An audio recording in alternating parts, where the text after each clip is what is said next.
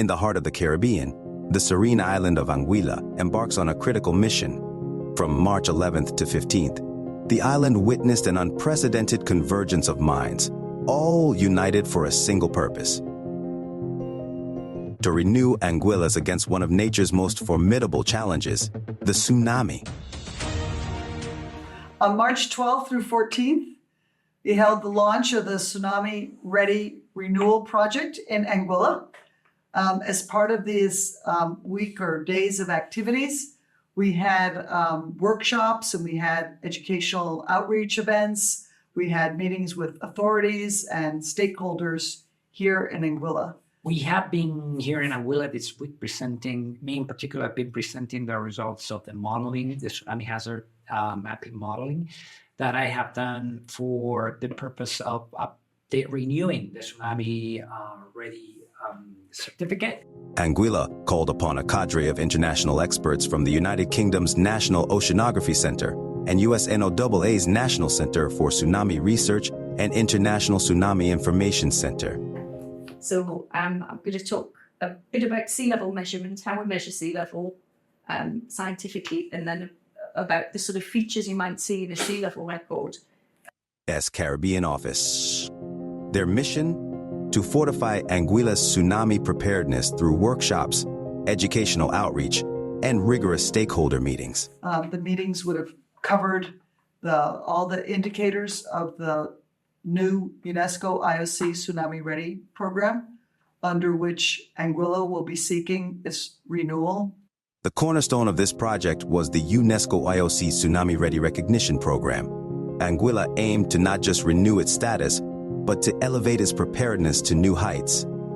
This involved an exhaustive review of tsunami warning products and tools and the unveiling of sophisticated tsunami hazard models, a significant leap from the rudimentary methods used in 2011. We also had a review of the products that are issued by the Pacific Tsunami Warning Center in support of the tsunami warning system for the Caribbean. The products that Anguilla would be receiving, the staging and the timing of those products, who would be receiving them, and then the actions that would be taken based on those products.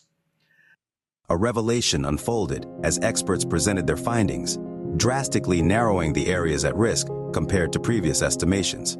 As part of the Tsunami Ready Renewal project in 2011, when Anguilla was first recognized, we did not have the data to run tsunami models.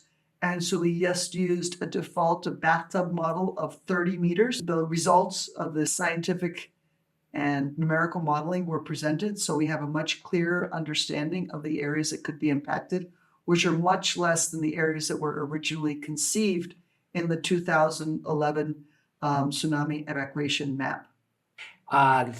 In the past couple of months, we've been conducting a much more sophisticated analysis of the tsunami impact on the island, and we have been pleasantly surprised by the results. Using the best available numerical models, the most accurate and highest resolution data sets, and the best estimate of what sources of tsunamis are in the Caribbean, we use those data and those models to generate the worst case scenario for the island of Anguilla and estimate the maximum wave elevation, the maximum inundation area, current speeds, flow depth, and a number of other products that we typically generate with the solution of the numerical models. The good news is that now that we have a much more reliable estimate than what we had before, this estimate is showing that a lot of the population that was believed to live in the hazard zone before, prior to this study, they're very low of being affected by a potential tsunami on the island. This pivotal moment sets the stage for the development of an updated tsunami evacuation map, integrating advanced GIS technology and local expertise.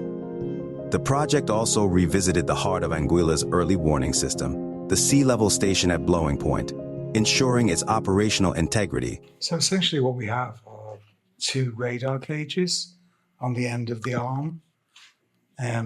These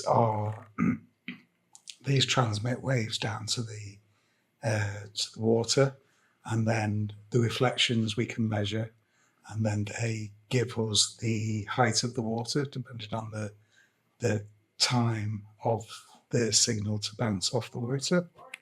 Stakeholder engagement extended beyond the conference rooms, reaching out to the community through radio and educational materials tailored for all, including those visually impaired. Everyone, thank you for coming out. It's been a very insightful afternoon. Thank you for all the questions. I trust that everyone here would have learned something new that they wouldn't have known before they came.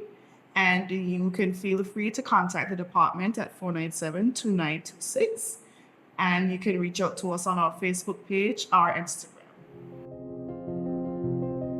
A specialized workshop focused on the art of communication unfolded, addressing the challenge of conveying the complexities of tsunami hazards to a broad audience, from school children to the elderly, ensuring that no one is left behind in the path of education and awareness. So how do we reach them? Without that thinking, all our strategies will only be limited to a set of audience. Anguilla's journey is part of a larger Caribbean endeavor. With over 480,000 participants from Bermuda to Brazil, the region stands united in its commitment to tsunami readiness, highlighted by the Caribbean-wide exercise on March 21st.